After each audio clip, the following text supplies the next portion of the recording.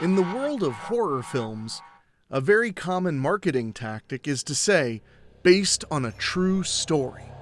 But of course, in many cases, that's a bit of a stretch of the imagination.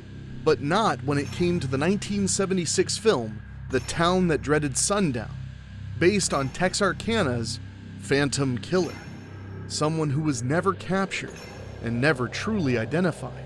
I'm Enrique Couto, host of Weekly Spooky, and let's take a moment to dig deeper into the truth behind the Phantom Killer. The Texarkana murders, also known as the Phantom Killer murders. In 1946, the town of Texarkana was jolted by a string of cruel attacks in less than just 3 months. At the end of the spree, 3 people had been severely injured and 5 victims were shot dead, execution style. 3 of the violent attacks were carried out on young teenagers who were enjoying their evenings on Lover's Lane on the Texas side of town. The 4th attack was the shooting of a middle-aged couple in their farmhouse on the Arkansas side. In each incident, the survivors were traumatized and gave the police little to go on. The assailant always fled the scene just in time, earning the name, the Phantom Killer. The small southern town of Texarkana was sent into a state of mayhem and panic, and many residents checked into neighboring towns' hotels. Security systems were put in place, guard dogs were purchased, and many slept with multiple guns beside them, ready to attack if necessary. 76 years later, and no one has ever been convicted of the series of attacks and brutal murders, leaving the victims and their loved ones with no justice for themselves. On February 22nd, 1946, close to midnight, 25-year-old Jimmy Hollis and 19-year-old Mary Jean Larry had just finished watching a movie together on a double date at the local drive-in cinema. They dropped off their friends and then the two drove to Lover's Lane. Jimmy parked the car and they both were enjoying a calm, romantic evening. At one point, Jimmy exited the car to get a closer look at the stars above, while Mary stayed in the vehicle. Suddenly, a bright flashlight blinded Jimmy's view. The man holding the light ordered Jimmy to take his pants off while threatening him with a pistol. Jimmy claimed he must have had the wrong guy, to which the man told him he didn't want to kill him, but he needed him to take his pants off. After Jimmy removed his pants, the man bashed Jimmy's head in with either a lead pipe or the pistol he had been carrying. Jimmy fell to the ground, and the man repeatedly kicked him and stomped on his chest. Meanwhile, Mary was unsure what to do as she sat in the car, terrified. Later, she reported that she remembered hearing a sudden cracking noise, which she learned had been Jimmy's skull cracking against the man's boot. Mary exited the car, dug in Jimmy's pockets to find his wallet, and asked the man to take whatever money was inside of it. The man then suddenly struck Mary in the head with the same blunt force object, and she fell to the ground. Still conscious, Mary heard the man, strangely, scream in her ear, "Run!" Somehow, she was able to get to her feet, and, wearing heels, she booked it up the road. As she ran, she peeked behind her and watched as the man continued to beat Jimmy mercilessly. However, he stopped and ran towards Mary again. After he caught up to her, he crushed her skull in with the weapon. The man then removed her underwear and sexually assaulted her with the barrel of the pistol he had just been using to threaten them. Mary begged the man to just kill her. Instead, though, the man quickly fled into the night, like a phantom. Mary fought hard, though. She picked up her bloodied, brutalized body and ran to the nearest home for help.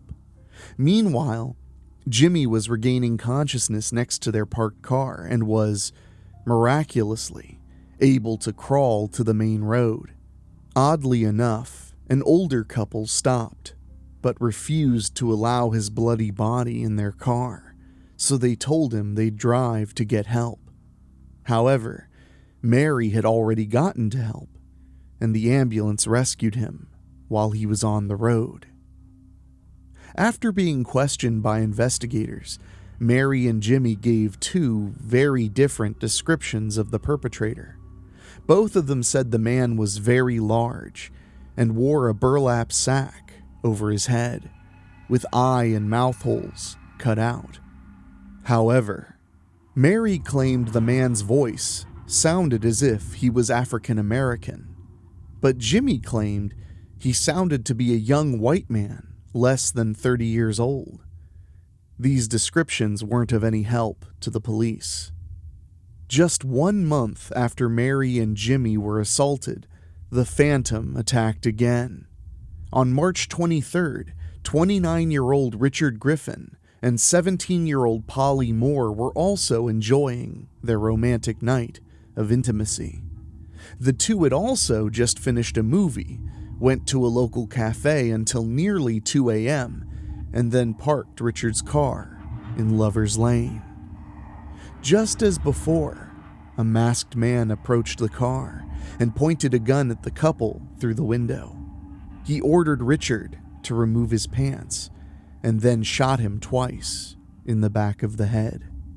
Either the man forced Polly out of the car or she attempted to run, but he shot her twice in the head on top of a blanket outside of the vehicle, which was later found soaked in blood. The assailant then picked up Polly's body and staged her back in the car next to Richard. Their bodies were found the following morning by a passing motorist who thought the passengers in the 1941 Oldsmobile were sleeping. Investigators were able to determine the gun was a .32 caliber semi-automatic pistol and connected this case to the first attacks. However, this was the only evidence they had, and nothing else came from it. The Phantom Killer struck again the following month.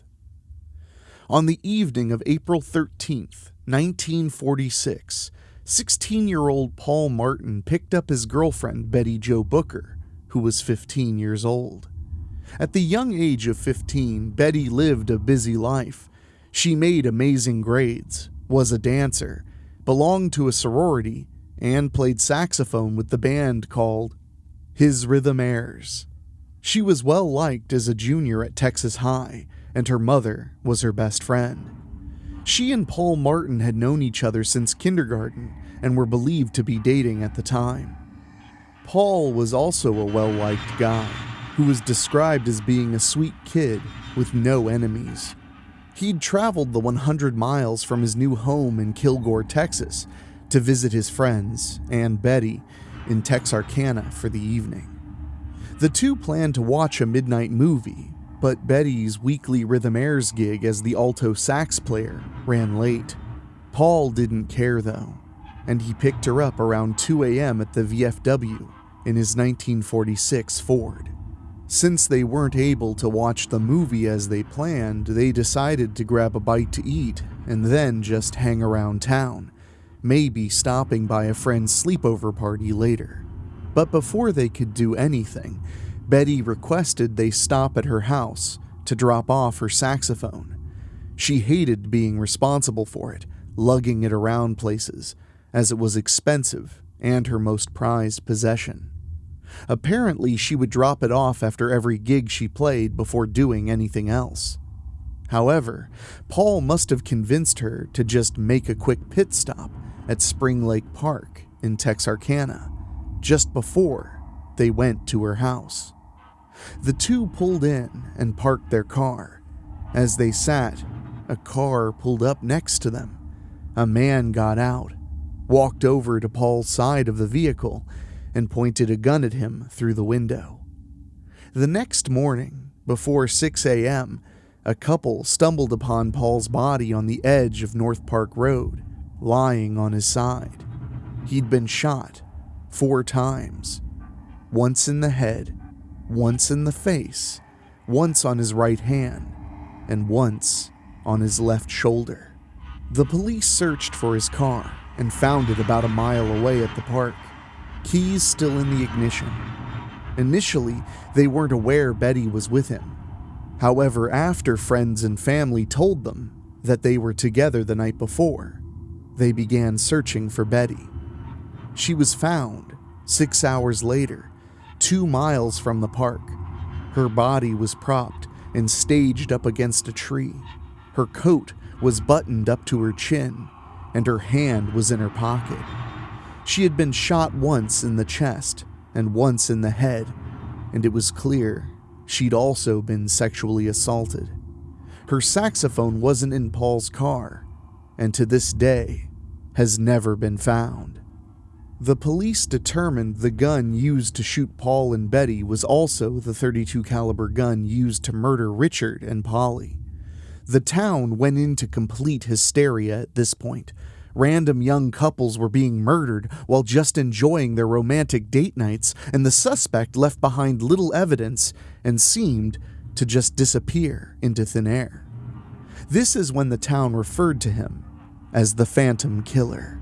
The Texas Rangers attempted to lure the killer to Lover's Lane by disguising themselves as a young couple in an unmarked car.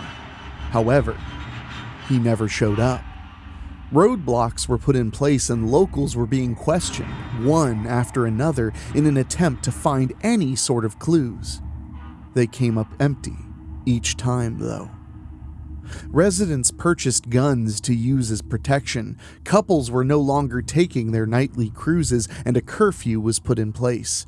The entire town was so on edge that if neighbors entered their homes unannounced, as this was common in 1946, homeowners would immediately point their loaded guns at them before thinking twice. Window shades, locks, and other security measures quickly disappeared from the local stores, as if Texarkana was preparing for war.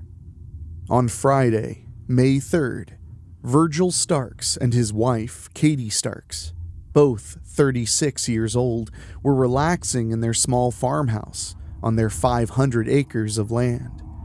They lived 10 miles northeast of Texarkana in Miller County, Arkansas. Virgil was described as a progressive farmer and Katie was known as a popular, well-liked woman. The two didn't have any children of their own, but they had plenty of nieces and nephews and cared for them deeply. This evening, the married couple wasn't worried about the crazed killer on the loose. They were well into their 30s and were sitting quietly in their home. They weren't spontaneous teenagers parked in Lover's Lane in the early morning hours. The last thing they expected was a serial rapist and murderer to destroy their lives. Virgil was sitting in his chair with a heating pad up against his back, relaxing. He calmed himself for the evening by listening to the news on the radio and reading the paper. His wife, Katie, was lying in bed ready to fall asleep when she heard movement in their yard. Curious, she asked Virgil to turn the radio down so she could get a better listen. Suddenly, a man pointing a .22 caliber automatic gun appeared in the window and shot Virgil in the back of the head as he sat in his easy chair. Katie, terrified, ran to the living room not knowing what had just happened. She immediately saw her bloodied husband slumped over his chair, and so she ran to the hand-crank phone. But before she could dial, the perpetrator shot her twice in the head. One shot went into her cheek, and the other in her mandible. Her teeth exploded onto the floor. Surprisingly, and miraculously, Katie survived. but she knew she needed to play dead, so she laid on the floor until she felt it was safe enough to get up. She crawled to her bedroom looking for the gun they kept closed away, but was unable to locate it. She went back into the living room and noticed the man who just shot her and her husband crawling through their kitchen window. After he left, she was able to get to her feet, run across a highway, and into her nearby sister and brother-in-law's home, all while being half blind and in her nightgown. Neither her sister nor her brother-in-law were home, but a neighbor heard her screams and came out of his house to help her. He then fired his rifle into the air to alert the rest of the neighbors, which was pre-planned if the phantom had been spotted in the area, or if they needed immediate assistance. Neighbors poured from their homes and rushed Katie to the hospital. Katie was so with it and aware that on the drive to the hospital, her gold-filled tooth fell from her mouth, and she picked it up, handed it to one of the passengers, and told them she, quote, really didn't want to lose this. Earlier in the evening, state troopers noticed an unknown car parked outside of their home. They found it strange, as they knew the Starks very well, but were too busy with their tasks at hand to stop and check it out. When they drove past later, the car was gone. Other than spotting the vehicle, which the police only reported as an older model car, there were no clues for them to act on. The town, again, was in a complete frenzy. Now the killer was shooting through windows and entering homes. Security systems and gun sales skyrocketed. Many more guard dogs were purchased, and people were boarding up their windows at night. Even businesses were now required to close before sundown, along with the curfew previously put in place. Every single resource was pulled into the case. Authorities from neighboring jurisdictions were patrolling the town, and the FBI was brought in to assist. And over 400 people were detained or arrested in connection with the case. In 1947, 29-year-old Yule Swinney was arrested for car theft. His wife, Peggy, confessed in great detail that her husband was the phantom killer. However, her story changed after several interviews, and police believed she was withholding information. She recanted her confession, was considered an unreliable witness, and couldn't be compelled to testify against her husband. Yule is still greatly considered a suspect, unofficially, because when he was arrested for the car theft, he told authorities, quote, "Hell, I know that you want me for more than just stealing cars." He was in and out of prison for most of his life and later died in 1994 at the age of 76. It's believed the crime stopped after he went to prison. In 1976, the original movie titled The Town That Dreaded Sundown was released. The largely fictionalized movie was based on the Texarkana murders. A remake of the film was released in 2014, and a handful of books have also been written about the case. The famous Hookman urban legend that begins with a young couple parked on a lover's lane and ends with someone discovering their bloodied bodies along with a hook hanging from the car door handle is said to have been inspired by the Texarkana murders, though the real murderer never had a hook. The case of the Phantom Killer is now referred to as the #1 unsolved murder case in Texas history. It is likely told among teenagers, parked at lovers' lanes 76 years later, or surrounding a campfire, awaiting the Phantom Killer's return. The Town That Dreaded Sundown seems to be tolerable of sundown today, even going as far as showing the movie every Halloween at Spring Lake Park, where Paul and Betty had their last date. Instead of turning away from fear, they've completely steered into it, making it almost like a tradition.